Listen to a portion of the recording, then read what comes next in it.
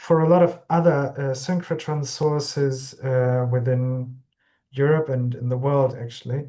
So if you see when you look at storage ring size and diffraction limited X-ray energy, you can see that with the current double band, now I forgot what the A is for, achromat, double band achromat. With these, you've got the current light sources, and with an update to multi-band achromats for getting much closer towards the diffraction limit, we'll have much more X-ray energy actually, and this will lead to a lot more data take up. But at the same time, it will open the way for new science. So we can go much more into the complex dynamics of water and aqueous solutions. We can have a look at battery technologies, so internal processes, very fast chemical reactions within batteries, or even electrochemical stuff under operating conditions. Is this going back and forth?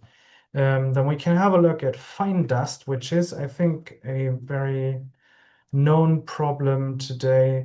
Dust particles, they are, well, a health hazard for most people, and they are very small and very fine. So we can have a closer look at these and how they interact with living organic matter. We can have a lot deeper looks into tumor research, into tumor tissue. And then we can, of course, also have a very deep look into cultural heritage, analyze artifacts from earlier times, from ancient times, without breaking them, and preserving what our ancestors put up. So the consequence of all this is that we're going to need to store a lot more data. So if you look at these, it's at this timeline, this is actually shifted by 1 year because Petra 4 has been postponed by a year at least. Maybe this time we'll shift again when I hold the talk the next time, but let's keep that aside for a moment. So what we look at, if we estimate how much additional cumulative storage we need in the future, this will rise up to around 100 petabytes online storage in 2032. Just for comparison, at DESY, at the moment, we've got around 82 petabytes of disk storage. So we would need more than double of what we've got now in disk storage, which is a lot of money and a lot of space, physical space you need in the data center.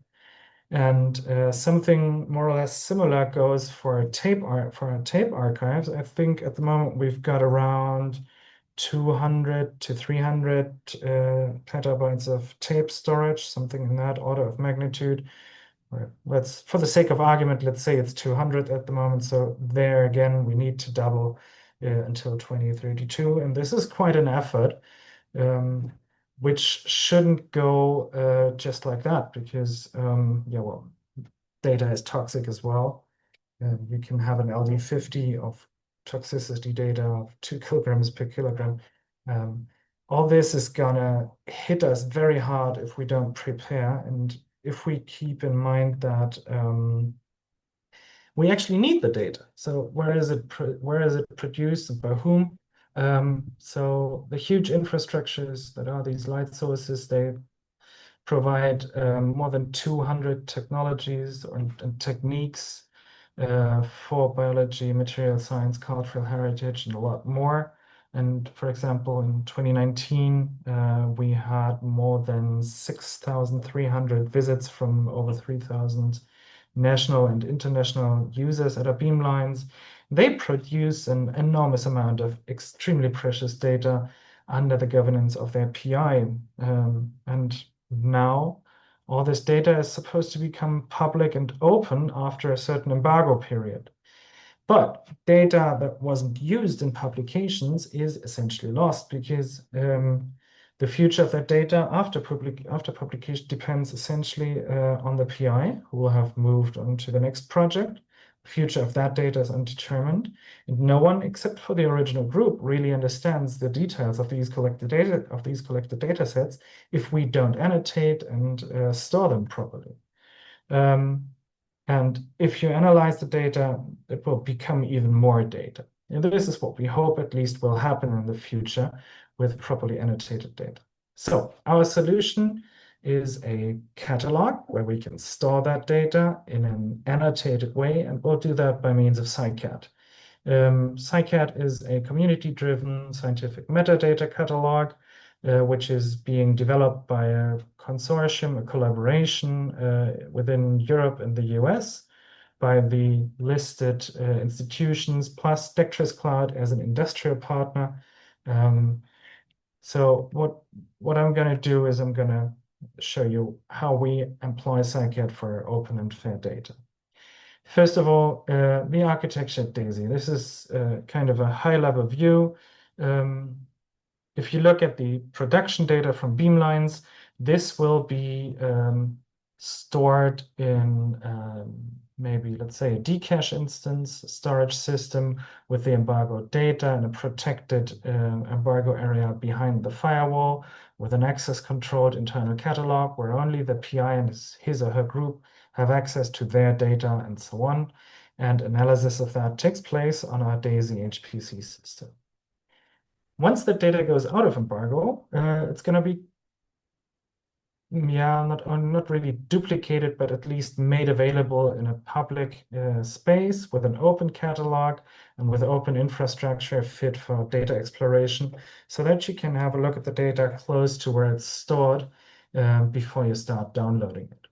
All of that is, of course, accessible with HelmholtzID, which is our federation AAI that we have. We will offer, and we're already offering DOI minting via datasite. And in principle, we can also open our catalog to harvesting by open air, predefined, and whatnot via OAI PMH, which is a nice thing. So what we try to do is using standard protocols only to allow components to be replaced with similarly functioning components once we need to do that. So when you look at the data that's in the public data catalog, you need to publish it, of course. So what we do is we enable our users to get automatically or manually generated preliminary metadata into a certain format, which in our case will be a JSON file in the end. That's not what the user does. I'll come to what the user does in a moment. But this is what we get after a certain process, together with processed or raw data, however you might call it. This will then be uploaded via a tool we call Sisyphos, where we have a metadata schema that can already validate what the users enter. And we've got annotated fields to show people what to enter where. Once that's done, this is uploaded into our staging space. After metadata verification, license and legal checks, data quality verification, that happens during this curation process by community members. Afterwards, after final publishing, this goes into a catalog. You can mint DOIs that bring you back to the landing page, harvesting, as I've mentioned, and then the data is being made immutable and no longer removable. So you can still change the metadata, but not the data itself. This is what we want to offer to the community in the end, or what we're offering. And I hope it's kind of understandable what I mean. So in order to do this cleanly, what I've said at the beginning of this slide, somehow we need a JSON file to upload the metadata into our catalog here. And in order to really have a reliable and reproducible way of creating that, we need metadata schemata, community specific ideally, so that people can describe their experiment in a way that their community understands it. So we will describe that schema in a metadata description language, which we do with a tool called, or with a framework tools called LinkML.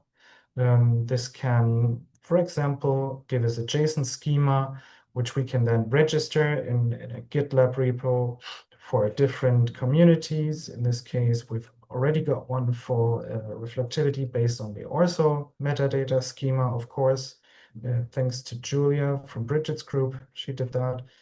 And once that's in there, we can really use this metadata schema to generate a form for uploading all the metadata. So this is a sketch of how it could look. So you've got core data that the catalog needs, owner, contact email, and so on. And then some experiment specific and measurement specific things about what was the title of the experiment, when did it take place, what was the sample in there. And then you can, of course, upload reflectivity data and other raw data to be curated and stored.